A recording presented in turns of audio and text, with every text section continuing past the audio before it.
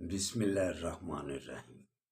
کھول کے دیکھ چشم دل آتا ہے لطف کیا نماز میں، ہر طرف آتا ہے نظر نور خدا نماز میں۔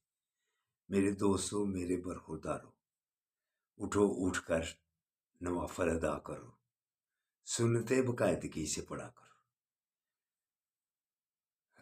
یہ رمضان ہے، اس میں نوافل کا فرض کے برابر ہو جاتا ہے، تو ہم نفل چھوڑتے جاتے ہیں۔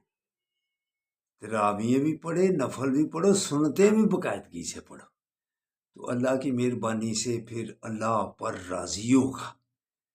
تو یا موہجی، اللہ کے ناموں کا ورد بھی کیا کرو، پھر اللہ کی مہربانی سے میاں بیوی میں لڑائی ختم ہو جائے گی۔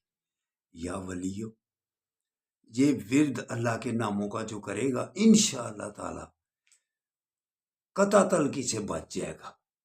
تو میرے دوستوں میرے برخوردارو، اٹھو اٹھ کر اللہ کے آگے گردنیں جھکا لو۔ آقا صلی اللہ علیہ وسلم کا فرمان علی شان، عشاء کی نماز اور فجر کی تکبیر اولیٰ کے ساتھ جو پڑھ لے جماعت کے ساتھ، ساری رات عبادت میں لکھی جائے گی۔ تو صبح کے وقت کبھی گناہ ہو جاتے ہیں، کبھی غلطیاں ہو جاتی ہیں، کوئی نیکیاں ہو جاتی ہیں، اس میں تو آدمی جاگتا ہوتا ہے، جاگتے میں کچھ نہ کچھ گڑبڑ ہو ہی جاتی ہے۔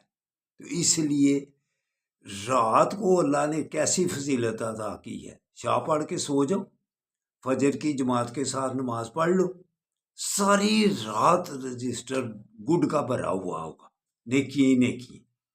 تو یہ اللہ کی رحمتیں برکتوں والا مہینہ ہے، اس میں نوافل کو کیوں چھوڑتے ہو؟ جو بزرگان دین نے نوافل ادا کیے ہوئے ہیں، ہمیں تو جب بھی کسی وقت کوئی نوافل کے متعلق زیادہ کرتا ہے تو انشاءاللہ تعالی ایک دن کہتا ہے ہم پورا مہینہ پڑھتے رہتے ہیں۔